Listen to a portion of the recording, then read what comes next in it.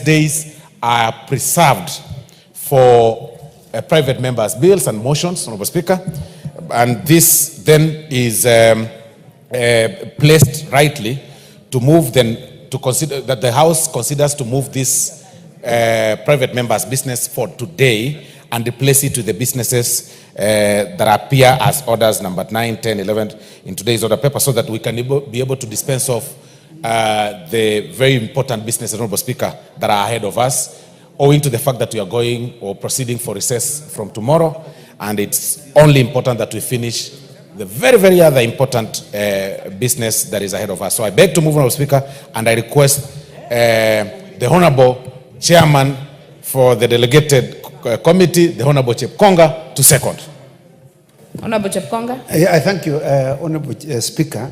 Of course, I rise to second what the Chief Whip has moved. Madam Speaker, it is a very important motion. Very important in the sense that if we do not agree, we will lose certain businesses. And you know, Madam Speaker, on Friday, at exactly 12 o'clock, we have the SGR, the Speaker's special train. So we must dispense of this business so that we can go with the Speaker's train on Friday at 12 o'clock without miss. And you know it's very important. And as you know, we have the East African Games. And I want to thank the Honorable Osoro. The Honorable Osoro has been very active visiting Mbaraki. And he has ensured that the turf, what is it called? The tartan turf has been fixed. It was, in fact, he ensured that it was flown from Spain to Mombasa. And I've just seen the video this morning in which it's now been laid. And I want to assure you, Madam Speaker, that we have gone to other East African Games. This will be the only one where it is run on a tartan. It's run on a brand new tartan. And so this elevates Kenya to #1 in the East Africa region. And others must follow. I thank you, Madam Speaker, and I support.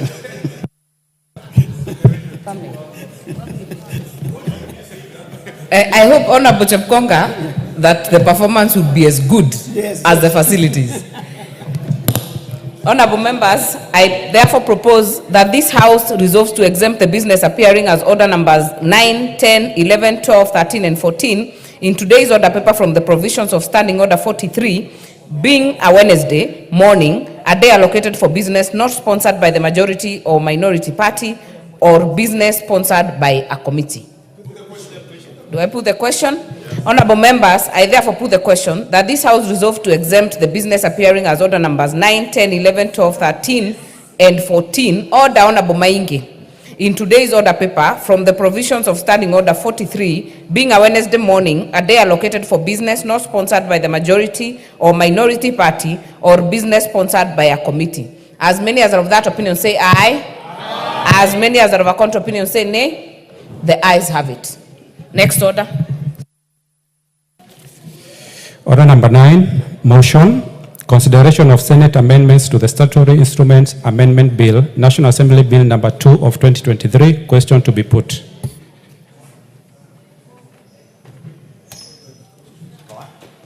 Majority Leader. Putting the question. Honorable members, allow me, order Honorable Nyikao. Allow me to put the question that the Senate amendments to Statutory Instruments Amendment Bill, National Assembly Bill number 2 of 2023 be now considered. As many as are of that opinion say aye. Aye. As many as are of a contrary opinion say nay. The ayes have it. Next order. Order number 10, the Tax Laws Amendment Bill, National Assembly Bill number 47 of 2024. Question to be put.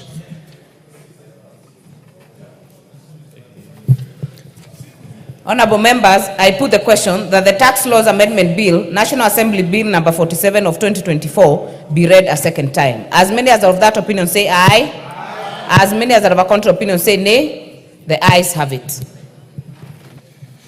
A bill for an act of Parliament to make amendments to tax-related laws and for connected purposes. Order number 11, The Persons with Disabilities Bill, Senate Bill number 7 of 2023, question to be put.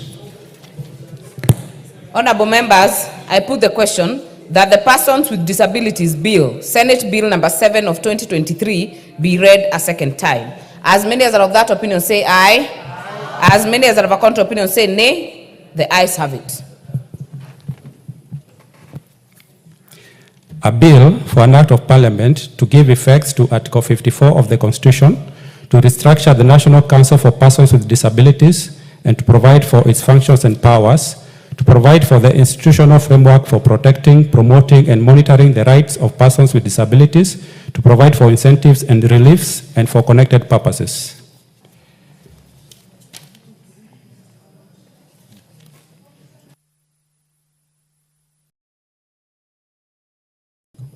Honorable members, for the convenience of the House, we shall defer the putting of question under order number 12, and we will revert back to questions and statements under order number 8. But before then, I have a communication to make.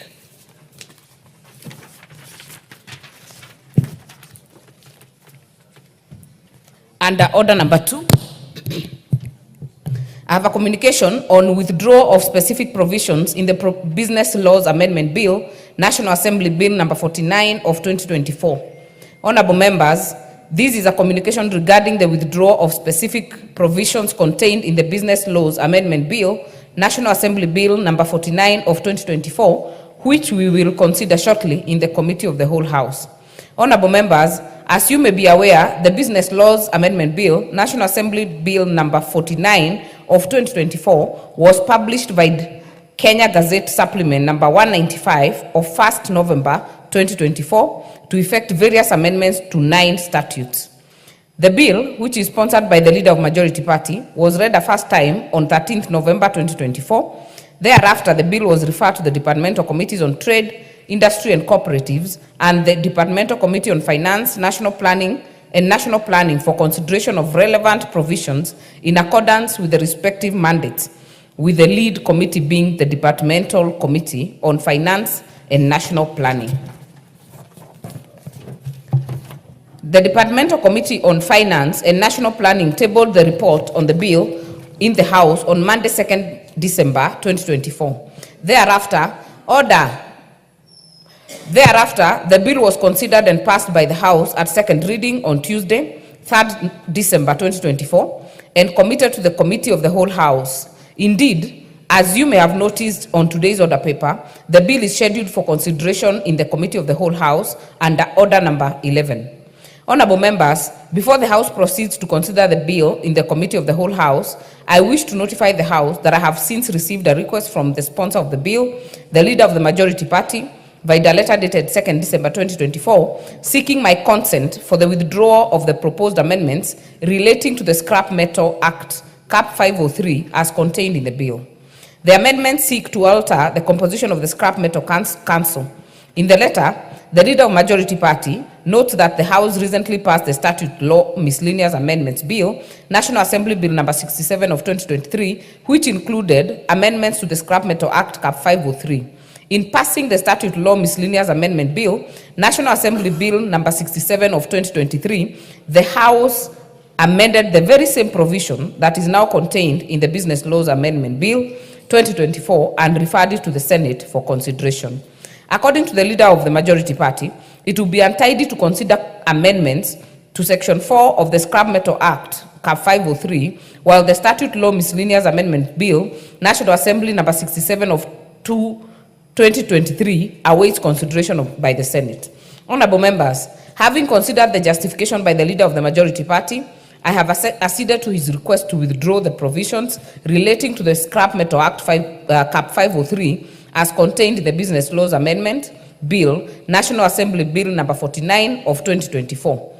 In this regard, the bill will therefore be proceeded with in the Committee of the Whole House without reference to the withdrawn provisions and will be considered as though the withdrawn amendments were not part of the bill ab initio. I thank the Leader of the Majority Party for being hawk-eyed in ensuring effective processing of legislation, especially during this hectic period before we proceed on recess. The House is accordingly guided. We go back to order number 7. Order number 7, questions and statements.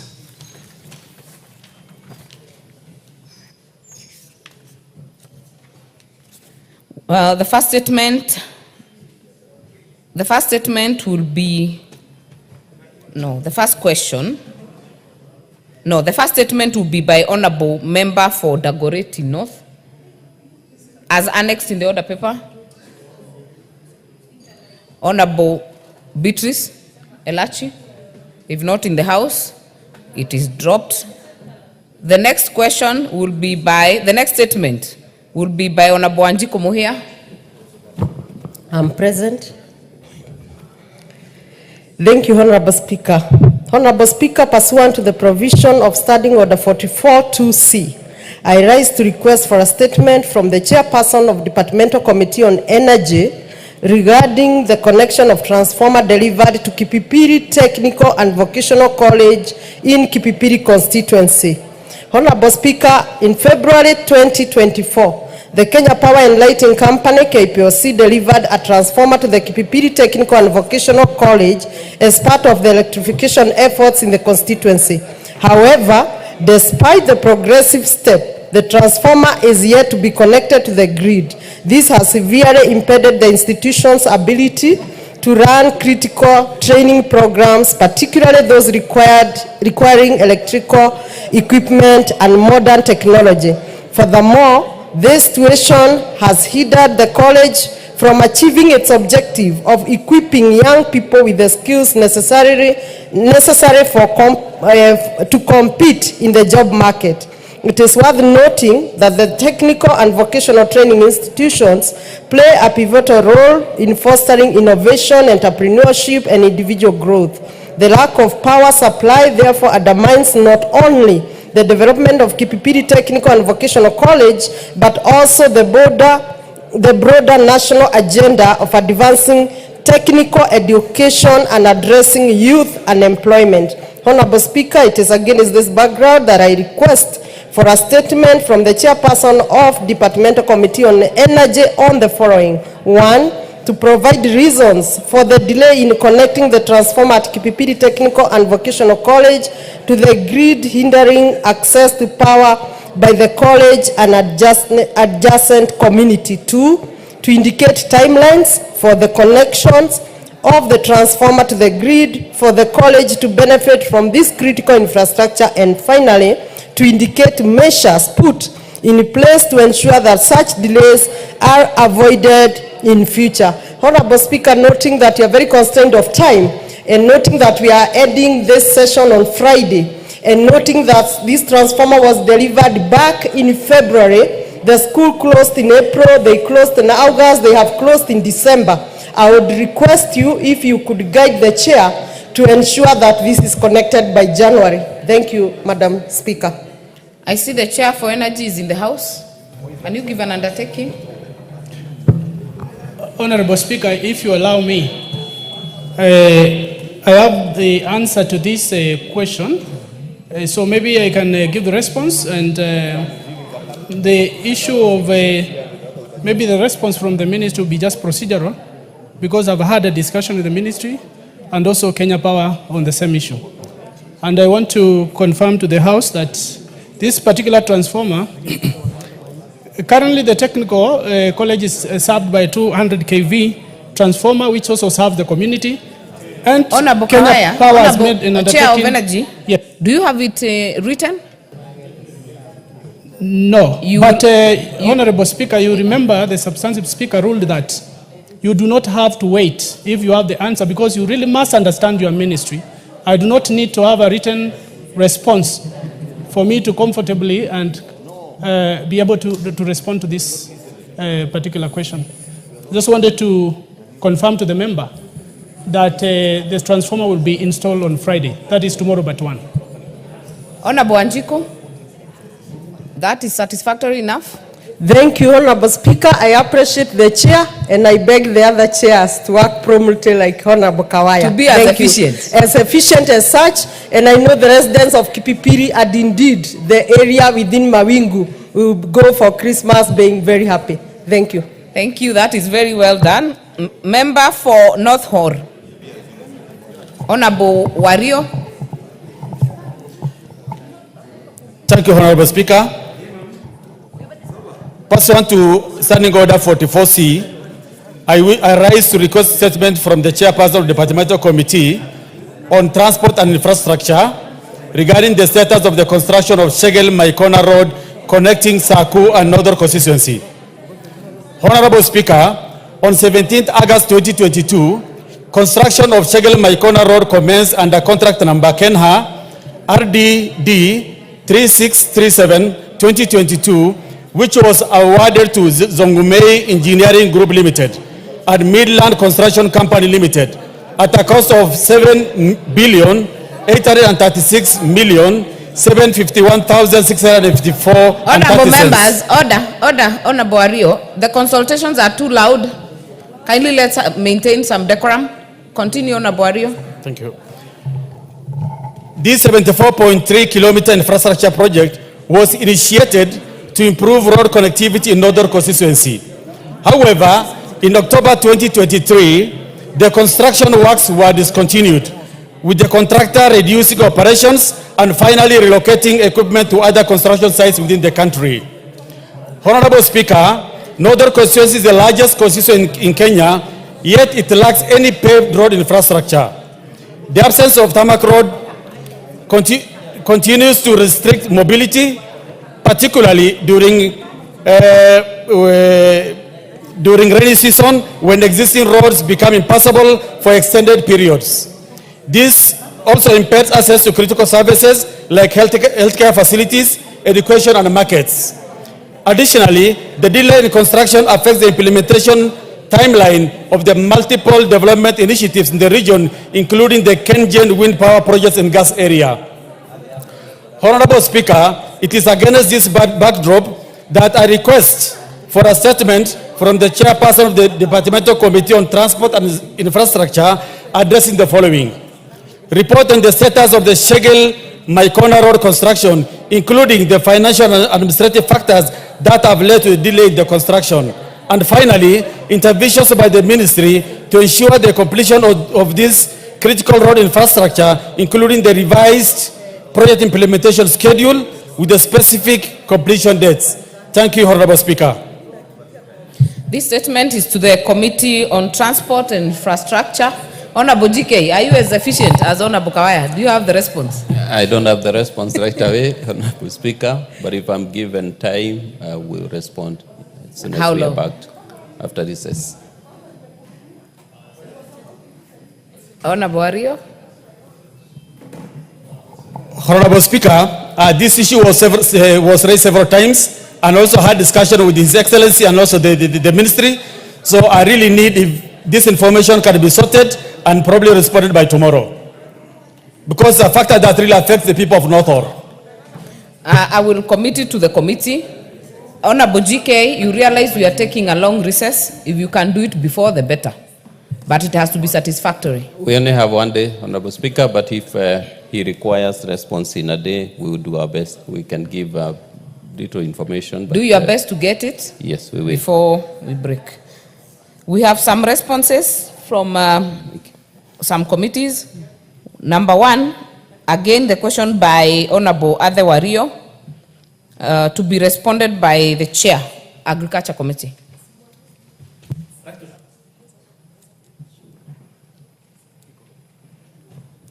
Before we go to the response, there is one by Honorable, there is a request by Honorable Ariko, who is not in the House, was committed elsewhere, has delegated Honorable Joshua Oron to ask for the statement. Thank you, Honorable Speaker. This request for a statement regarding resettlement and land tenure for squatters in Boma slums and Oljarai farm is on behalf of the Honorable Ariko, number 8 MP member of Turkana South constituency.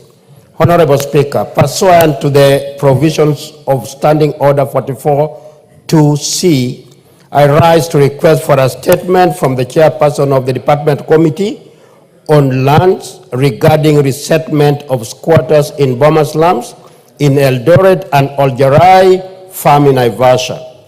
Honorable Speaker, marginalized communities across the country, including the Turkana, have historically faced severe challenges in accessing secure and equitable land ownership rights. Article 43 of the Constitution guarantees every person to the right to property and protects against deprivation of property or any interest in land. Despite this constitutional entitlement, many marginalized communities continue to face considerable barriers to secure land ownership, especially those located in Boma slums in Eldoret and Oljarai Farm in Naivasha, Nakuru County. Honorable Speaker, the issue of land insecurity continues to undermine the well-being and social stability of the affected communities. In the case of the Oljarai Farm, its ownership has been in dispute for over 40 years, resulting in loss of life, property, and even disruption of peace. As the tussle continues to drag on, the marginalized communities who are settled on these lands by the government risk being displaced. It is therefore essential that the land tenure rights of such marginalized communities are protected, and the principles of equity as enshrined in the Constitution are upheld. Honorable Speaker, it's against this background that I request for a statement from the chairperson of the Department Committee on Lands on the following: a comprehensive report on the demarcation of Oljarai Farm, indicating when title deeds will be issued to the minority communities such as the Turkana, who have been settled on the land for over 40 years. 2, the measures put in place to ensure that the minority communities in Boma Slum and Oljarai Farm are consulted on any decisions taken to the said parcel that affect their livelihoods. 3, the steps being taken by the government to resolve the long-standing land ownership dispute over the Oljarai Farm and mitigation measures in place to ensure timely and lasting solution of the dispute. I thank you, Honorable Speaker. Thank you. Just to notify the House that Oljarai is actually in Gilgil sub-county. And I know some members have come to me, including the member of Narok East, asking why, because I had raised it as a petition yesterday. This is a statement and it has its own life also. So it will be committed to the Committee of Lands. We'll go now to the responses on food crisis in arid and semi-arid areas by Honorable Ade Wario, Committee of Agriculture, Honorable Brighton.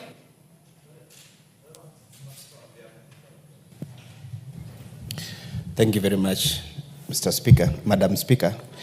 I'm responding to the statement by Honorable Ade Wario, MP. Honorable Speaker, pursuant to Standing Order 44-2C, Honorable Aden Wario, MP, requested for statement on 18th of September 2024 regarding the perpetual food crisis in arid and semi-arid land in Kenya. The Ministry of Agriculture and Livestock Development responded as follows to the issues raised in Parliament in the statement. Number 1, plan on how the government intends to leverage on demonstrated capacity of transformative projects in technology, water, and large-scale infrastructure projects to prioritize food security and enhance the dignity of the population in North Or and of ASAL regions in Kenya.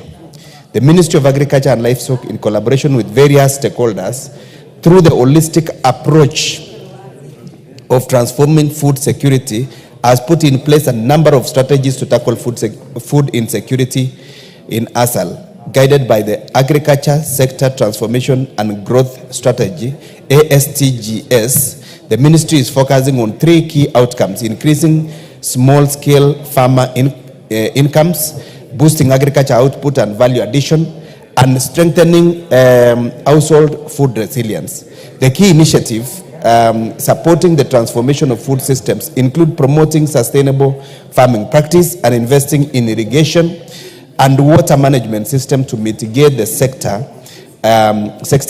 vulnerability to drought. The initiative includes Food System Resilient Project, FSRP, which was initiated in March 2024, and it's supposed to support development and rehabilitation of water structures for increased water and livestock irrigation. It's supposed to support the livestock breeding.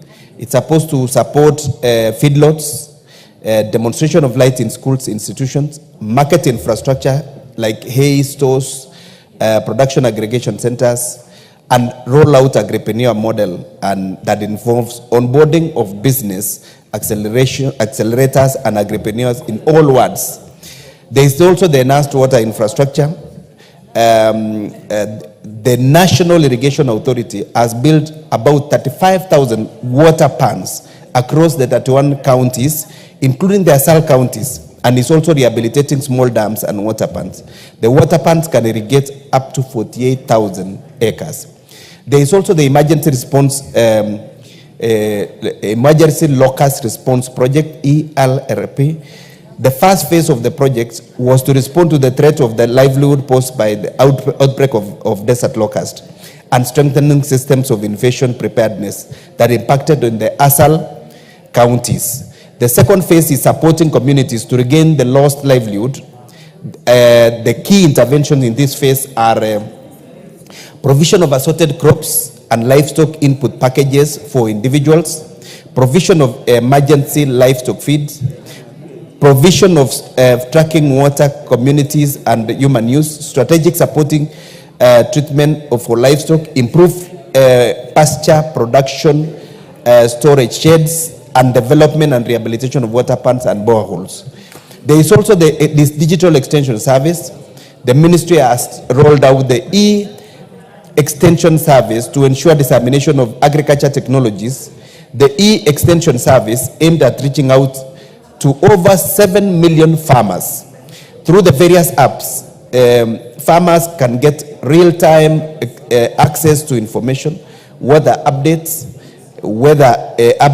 market prices for the support crop production, and manage their farms and connect with the buyers and suppliers. There is also the promotion of drought and tolerant crops. The ministry is collaborating with county government in promoting drought-tolerant crops like green grams, cowpeas, pigeon peas, pearl millet, and dry land maize in both ASAL and non-ASAL counties. ASAL counties received 395 metric tons of assorted relief seeds like rice, maize, beans, green grams, and cowpeas, worth 91,622,000. The target counties were Makueni, Machakos, Meru, Tharaka Nithi, Kitui, Lamu, Isiolo, Wajir, Bungoma, Kakamega, Taita Taveta, Tana River, Mandera, Garissa, Marsabit, Baringo, Kwale, Nandi, Siaya, Laikipia, Kisii, and Elgeyo Marakwet.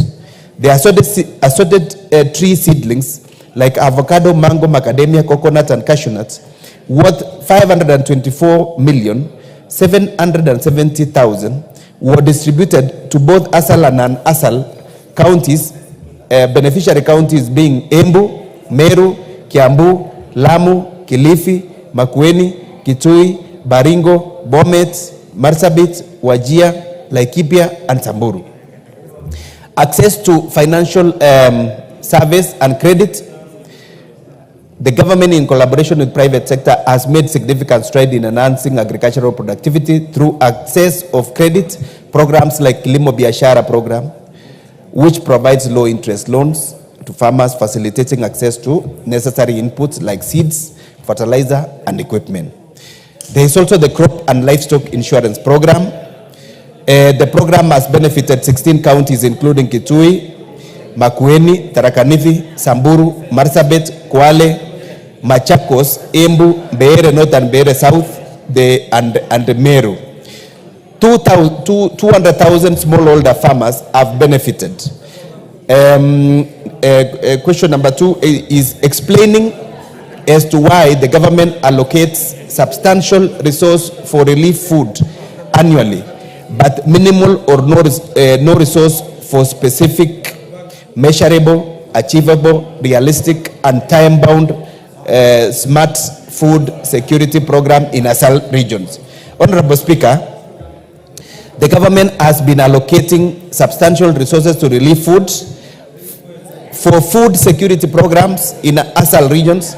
The ministry has allocated resources to various programs geared towards addressing food security in ASAL regions. However, there is low allocation of resources to mitigation risks associated with food and nutrition crisis. The ministry is spearheading a development of national preparedness plan for food and nutrition crisis in collaboration with stakeholders. Question number 3, response number 3, a comprehensive report on all food security and drought resilient projects with corresponding budgets by both government and donor funded projects that have been implemented or are ongoing in North Ore constituency and other ASAL regions. Honorable Speaker, the government approved funds for payment of salary arrears for employees of state-owned sugar companies. However, the funds are yet to be released due to lack of exchequer. They will be released as soon as the money is available. Statement number 4 that was sought is a comprehensive report on the status of sourcing a strategic partner to invest in the restoration of the company to profitability, hence improving the welfare of smallholder sugarcane farmers and employees of Sony Sugar. Hold on. Honorable Brighton, that's the next statement. You have finished with one statement. Let us hear Honorable Ario whether he is satisfied. Take your seat, Honorable Brighton. Thank you, Honorable Speaker. I've clearly listened to the response by the ministry. But unfortunately, the responses are inadequate and not satisfactory. If you look at the amount of money that has been allocated year in, year out, for the last several years, billions of money have been allocated for ASAL, especially for food security. But if you look at what happens every second year when you're experiencing drought in this country, we lose millions of livestock. People are dying. So the interventions that has been planned for is not really reflecting on the ground, as not really supporting the communities to be able to transition from doses of relief food to be food secure. So basically, I strongly feel that, you know, the amount of resources allocated is not really translating on the ground and it's not meeting the needs of the people in ASAL. So on this matter, I really request for the ministry to give us a concrete plans and strategies with timelines on when pastoralist communities in the ASAL will be made to stand on their own, produce their own food, and able to feed it. Because if you look at the ASAL of this country, the land is immense. Water potentials are quite immense. And the ASAL of this country can really feed this country. Instead of always giving us food, we really need the government to invest in infrastructure, in food security, so that pastoralist communities are able to produce their own food and feed this country. Thank you, Honorable Speaker. Honorable Brighton. Sorry, there was a mix-up with regards to question number 3. No, the response number 3 and 4. It continued with the sugar thing, and I think they were asking about comprehensive report on food security and drought resilient project. But my response to... So, are you confirming you haven't responded to number 3? Yes, number 3, response to number 3 and 4. Number 3 and 4, because I don't have the original, request for statement. I only have number 1, 2, response to number 1 and 2. Number 3 and 4, I don't know whether in the original request, whether there was number 3 and 4, because they have continued with the issues of sugar, which will be responded to. Honorable Ario, the issue of Sony Sugar is totally different. It's a question by Honorable Awino. It's totally different. That's not mine, yes. Yes. So, Honorable Ario, can you confirm if all the questions have been responded to? Because the clarification you have sought is not on the questions, it's on the visibility of the allocated funds on the ground. Honorable Speaker, what I said, first, the issue of sugar is not my question. Secondly, what I wanted is, we wanted, over the years, if you look at what has been allocated and what has been implemented on the ground, it's not really commensurate. Most of these projects which has been detailed in the response, if you go on the ground, you will not find them. Because with the billions of money allocated for these food security projects, people in the ASAL are always facing perpetual food crisis. People are dying, livestock have perished, no restocking was done by the government. So basically, I strongly feel that the response is really inadequate and insufficient. Thank you. We will make progress. Honorable Brighton, just for that clarification only, because the member is asking, what are the strategies from the ministry? Yes, Madam Speaker. I want to respond this way, that we've called the relevant ministry to come and give us all the projects that are attached to the various programs that are ongoing in the ASAL region. For example, if it's emergency locust response project, we need to see which constituencies are benefiting and which specific projects are being implemented and where. And that is why we've invited the relevant ministry, because there was also a relevant question previously concerning the same, and we will combine both and make sure that we give justice to and proper response to the member. Thank you, Committee of Agriculture. I think going forward, ensure you call the person who has requested the statement. Let Honorable Ario attend if that meeting is done, so that he can also put the question directly. I think it would help a lot so that you get the clarity you're looking for. The next question by Honorable Walter Awino on the revival of South Nyanza Sugar Company, Sony Sugar, and other state-owned sugar mills. Still, Committee of Agriculture. Chair. Thank you, Honourable Speaker. Honourable Speaker, I stand pursuant to standing order number 44-2C on the issue that Honourable Walter Awino requested for a statement on 14th of November 2024 regarding the revival of Sony Sugar Company and other state-owned factories. The Ministry of Agriculture, Livestock Development responded as follows to the issues. Number one, on the outline of the plan in place by the ministry to urgently procure new crushing equipment for Sony Sugar Company to replace the old one, which was acquired in 1979 and now requires 400 million to maintain for maintenance and to keep on operating. The ministry responds that there is no plan by the government to buy new crushing equipment for the company. Plans are underway to lease the company and other government-owned sugar milling companies. There are 4 others. The leasing of the mills will inject private sector capital that will be used to modernize the mills and restore efficiency. The second issue that Honorable Walter was asking for was an immediate and long-term strategies the government plans to implement to curb the frequent equipment breakdown, which impacts heavily on the the company's output, and it results in low production and low morale among workers and farmers. And the response is as follows. The recently enacted Sugar Act number 11 of 2024 provides for sugar development levy. The Act appropriates 15% of the levy for factory development, rehabilitation, and maintenance. Sony Sugar Company will be able to access the funds to facilitate rehabilitation of the factory maintenance. The third issue that the Honorable Walter Winner had requested was to be given the reasons why there has been delay in paying the outstanding salary arrears of 800 million Kenya shillings for Sony Sugar Company workers who in the past have endured various economic hardships and the poor working conditions at the factory.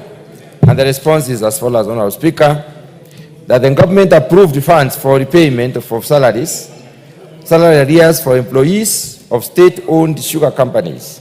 However, the funds have not yet been released due to lack of exchequer. They will be released as soon as money is available. The fourth issue that the Honorable Walter Winner had requested and asked was a comprehensive report on the status of sourcing of strategic partners to invest in restoration of the company to profitability, hence improving the welfare of smallholder sugar farmers and employees of the Sony Sugar Company. And the response is as follows. The Cabinet approved the write-off of debts owed by state-owned sugar companies in July 2023 and adopted the leasing model. Parliament approved the write-off of the debts, payment of suppliers, farmers, employees, and arrears in September 2023. The leasing model was adopted and a tender document prepared for a request for proposal to be led by the Ministry of Agriculture and Livestock Development. The request for proposal was floated with a closing date of 29th of February 2024. The process was, however, stalled due to a petition filed in court by Mr. Martin Nyongeza Barasa, citing lack of public participation in the leasing model. Stay orders were granted by the Honorable Justice Chacha Mwita. The matter has been heard and the ruling will be delivered on notice. Thank you, Honorable Speaker. Member for Awendo. Thank you, Honorable Speaker. I have gone through the response as read by the Honorable Mutunga. However, I am not satisfied, especially with the part of payment of salary arrears. They have indicated that they requested for money from the Treasury and they are still waiting for the money. Madam Speaker, they have not given us an indication on when this money is likely to be released or be paid to the farmers, considering that the farmers have been waiting for the same money for over 5 years, Madam Speaker. So I think it would be important if we get an indication on when these monies will be released, instead of telling us that they requested for money from the exchequer and they are still waiting for the same. And on the issue of leasing or rehabilitation of these factories, let us wait for the court ruling, which they said is supposed to be coming soon. Thank you, Madam Speaker. Honorable Mutunga, do you have the when? Honorable Speaker, what the ministry says is that money is apportioned but not released. They do not have exchequer. And the exchequer is an ongoing concern. It's not something that they can give a definite date. I'm not defending the ministry, Honorable Speaker, but I will forward the request to the ministry to expedite the push for release of the exchequer so that they can pay this, the workers. Thank you. Member for Awendo. Thank you, Madam Speaker. I don't know whether it is possible to get an indication of when, Mr. Mutunga, because this one without timeline or without time frame is very difficult. I don't know what is it that I'm going to tell the workers that have been waiting for payment of their salary arrears for years, that they are waiting for the exchequer. So we need to know.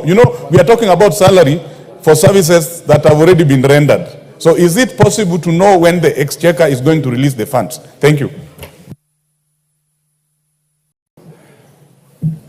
Chair, do you have anything more to add? Anything more useful? I may not be able to competitively answer that question, Honorable Speaker. It's only the minister can tell us. I would propose that you get back to Treasury and you can get back to the member as soon as possible, considering that we are going for long recess by maybe tomorrow afternoon. The next statement is on the status of construction of Cheborge Junction, Kipwasituya Market Road, and the Sotik Silalo Road by Ambassador Sigei. Chair, Transport. Thank you, Honorable Speaker. I rise to respond to the statement request by Honorable Sigei, Ambassador. Honorable Speaker, on Thursday, 2nd October 2024, the member for Sotik, Honorable Sigei Francis Kipyegon, Arab MP, requested for a statement from the chairperson of the State Department, of Departmental Committee on Transport and Infrastructure regarding unmarked bumps along the Cheborge Junction, Kipwasituya Market Road, and Sotik Silaro Road. To Honorable Speaker, in the statement, the member for Sotik, Honorable Sigei Francis, sought to establish, among other things, one, the challenges experienced by the project leading to prolonged delay in completing the upgrading of the said road, and whether the full contract sum for the project was paid to the contractor and the justification for payment despite the project being incomplete.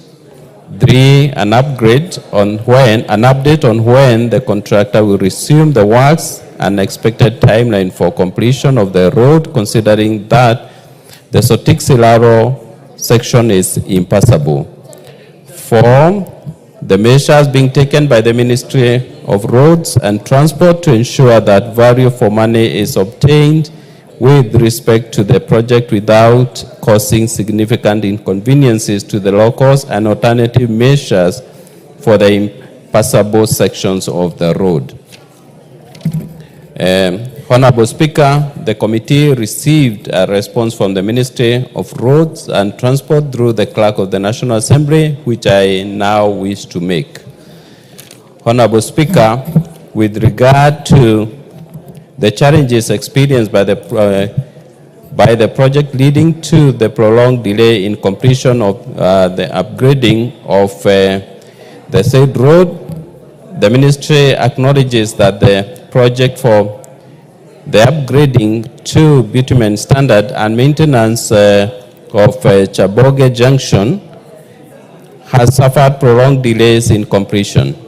The 18-month project, which commenced in August 2021, was intended to be completed in March 2023, but has since lasted 38 months. That is 211% time lapse. The main reason for the delay in completion of the project is due to inadequate financial capacity of the contractor, namely MSQ Construction Company Limited. 6, Honorable Speaker, concerning whether the full contract sum for the project was paid to the contractor and the justification for payment despite the project being incomplete.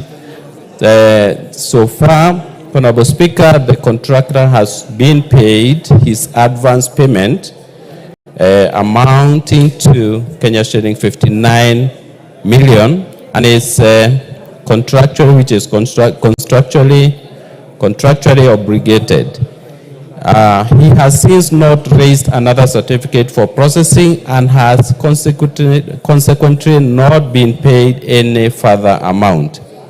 Honorable Speaker, regarding the update on when the contractor will resume the works and the expected timeline for completion of the road, considering that the Sotik Silaro section is impassable, the Ministry through KERA served the contractor the requisite notice of slow progress in August 2022, thereby commencing the process of terminating the contract due to non-performance. Furthermore, the agency has convened a management meeting with the contractor with a view of identifying ways through which works of the project can be fast-tracked and completed in the shortest time possible. To this end, the contractor shall be further required to provide a detailed schedule of works with clear timelines for the completion of the project.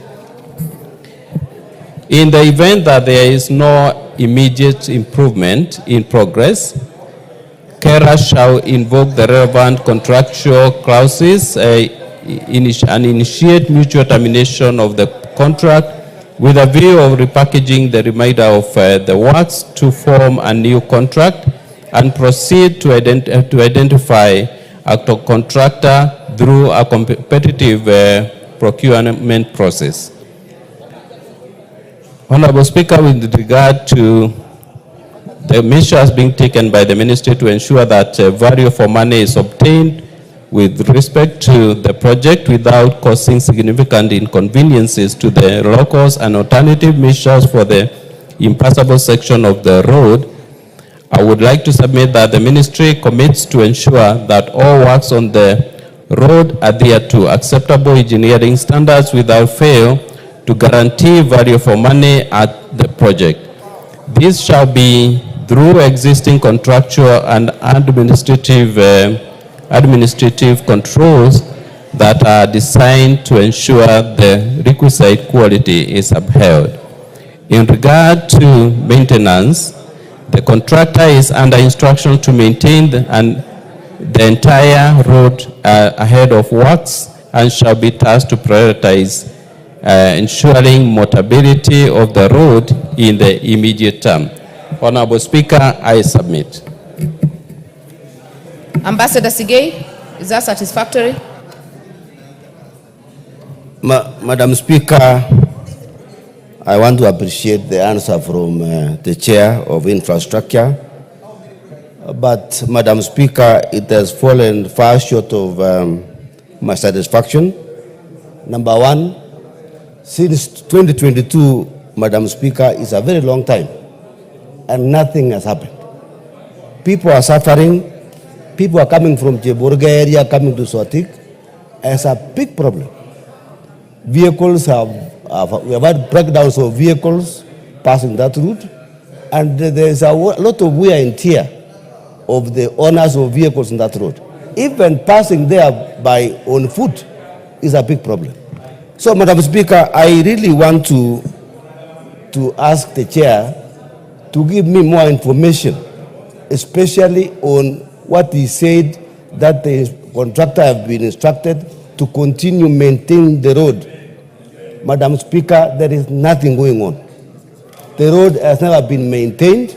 It is in bad state, and I would like to know what can be done so that people can be passing there and do their business. Madam Speaker. Chair.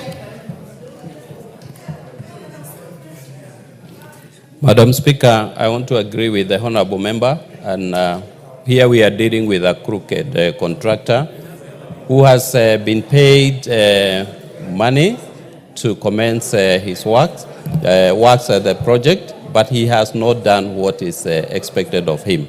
So, Honorable Speaker, we'll do our best to ensure that this contractor either